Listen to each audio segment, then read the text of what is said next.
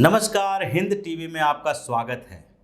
NIA ने मुंबई में 20 ठिकानों पे छापेमारी की है और ये 20 ठिकाने जो हैं वो दाऊद इब्राहिम के गैंग से जुड़े हुए लोगों के हैं। यानी दाऊद इब्राहिम का काला कारोबार मुंबई में जो फिर से चल रहा है उसके खिलाफ नेशनल इन्वेस्टिगेटिव एजेंसी ने कार्रवाई की है। एनआईए की कार्रवाई का मतलब है कि कहीं न कहीं इससे आतंकवाद के तार जुड़े हुए हैं।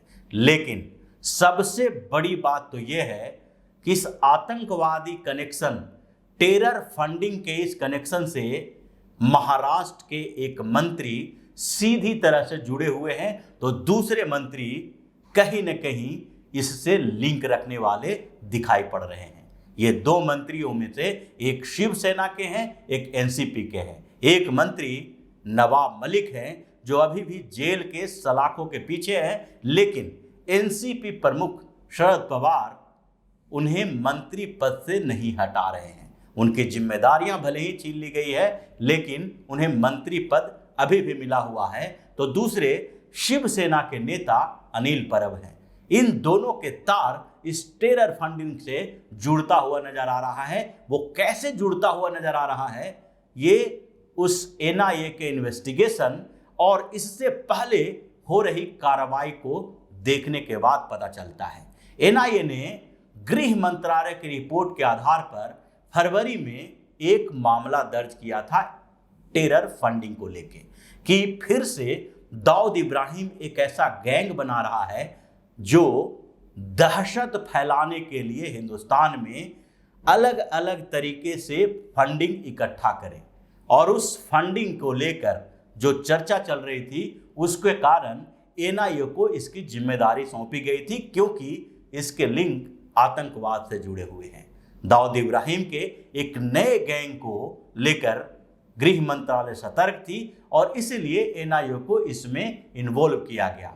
एनआईए ने कुछ समय तक इसके अलग अलग ठिकानों की रेकी की, जानकारी इकट्ठी की और आज एनआईए ने 20 ठिकानों पर छापेमारी की है जो दाऊद इब्राहिम से जुड़े हुए लोगों का है।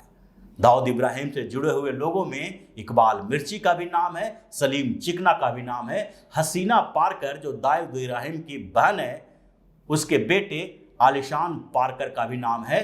तो दूसरे तरफ दाऊद इब्राहिम के भाई इकबाल कास्कर के एक नजदीकी व्यक्ति के घर पर भी छापा पड़ा है। उन लोगों के ठिकानों पर एनआईए ने जो छापेमारी की है उसमें कई ऐसे सबूत मिले हैं जिससे कई मंत्रियों के जो कनेक्शन हैं वो सामने आ सकते हैं। लेकिन इन ठिकानों का सबसे पहला कनेक्शन जो दिखाई पड़ रहा है वो नवाब मलिक को लेकर है। और वो कैसे दिखाई पड़ रहा है, वो इस पूरे जो कार्रवाई हुई है उस कार्रवाई के तार अगर नवाब मलिक के केस से जोड़ेंगे तो पता चल जाएगा। नवाब मलिक अभी जेल में है और नवाब मलिक के ऊपर जो मुकदमा दायर हुआ था वो हवाला कारोबार को लेकर हुआ था और इलीगल तरीके से जमीन हड़पने का मामला भी था।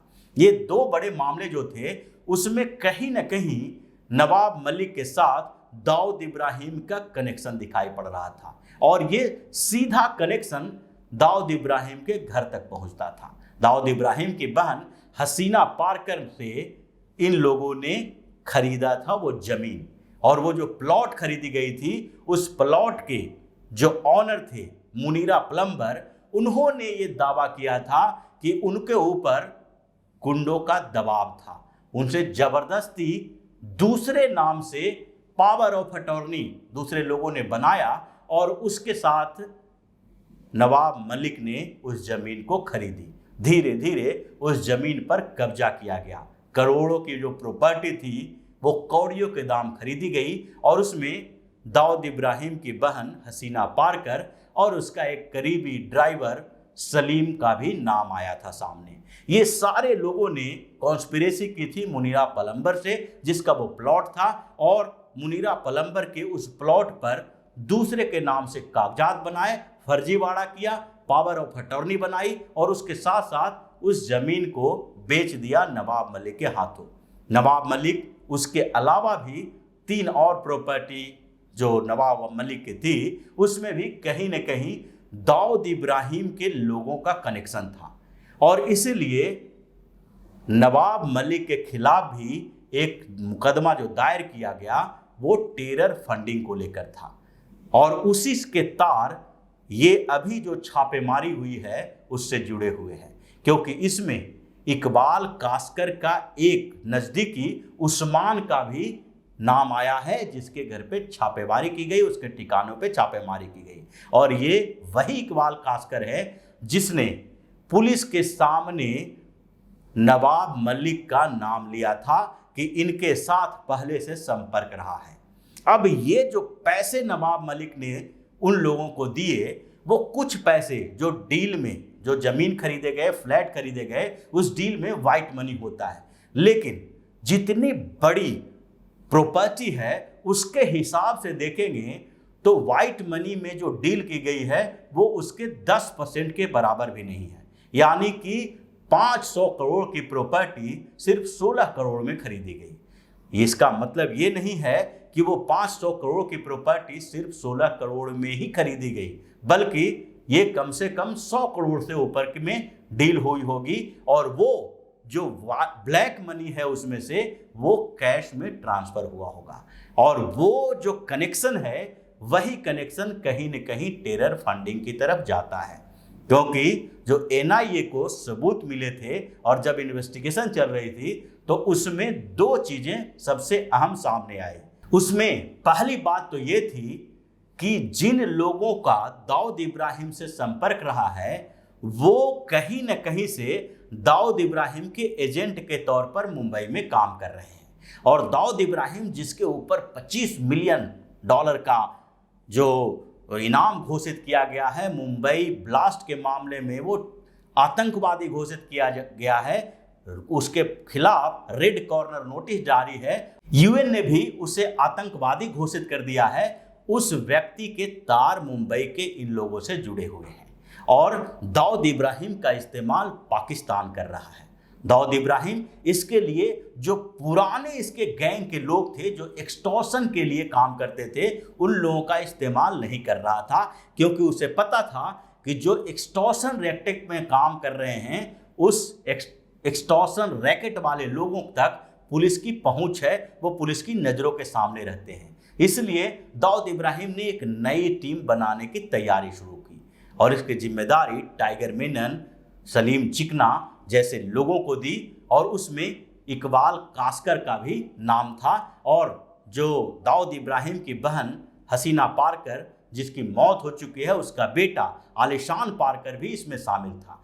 इन लोगों को ये जिम्मेदारी दी गई थी कि मुंबई से पैसे इकट्ठे करने हैं और उस पैसे का इस्तेमाल करके एक नई ऐसी टीम बनानी है, ऐसा गैंग बनाना है जिसका इस्तेमाल सिर्फ और सिर्फ टेरर फैलाने के लिए किया जा सकता है और उसी टेरर फंडिंग के लिए यानी कि टेररिस्ट पैदा करने के लिए जो मुंबई से पैसे इकट्ठे किए जा रहे थे उसमें डायरेक्ट इन्वॉल्वमेंट इन बड़े बड़े गुर्गों का था जिसका दाऊद इब्राहिम से सीधा संपर्क है, उसके सगे संबंधी हैं। इसमें दाऊद इब्राहिम का एक साला भी है जबकि दूसरी तरफ सलीम चिकना का भी साला है और ये पूरे परिवार का गिरोह बना हुआ था। इन लोगों को, नज़दीकी लोगों को ये जिम्मेदारी सौंपी गई। इन लोगों ने कई नेताओं से संपर्क किया, बिल्डर से संपर्क किया, हवाला कारोबारियों से संपर्क किया और एक ऐसा रैकेट बनाया जिसमें जबरदस्ती किसी के जमीन पर कब्जा करना, उसको बेचना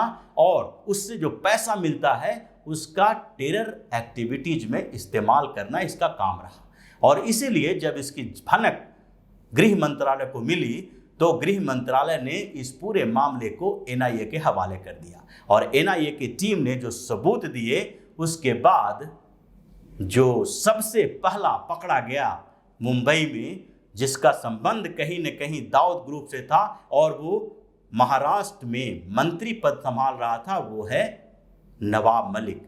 नवाब मलिक पर ईडी का छापेमारी हुई, एनआईए ने सबूत दिए और सारे मिला जुला कर जो पहला हवाला कारोबार यानी कि मनी लॉन्ड्रिंग का केस तो दर्ज हुआ ही, साथ में इसके लिंक टेरर फंडिंग से भी दिखाए गए और फिर नवाब मलिक अभी तक इसलिए जेल में पकड़ा गया है और एनसीपी प्रमुख शरद पवार उनसे मंत्री पद छीनने के पक्ष में नहीं है। अब तक जो टेररिस्ट के साथ एक्टिविटी में नवाब मलिक कहीं न कहीं से जुड़ा हुआ है, उसके बाद भी वो मंत्री पद पर बना हुआ है।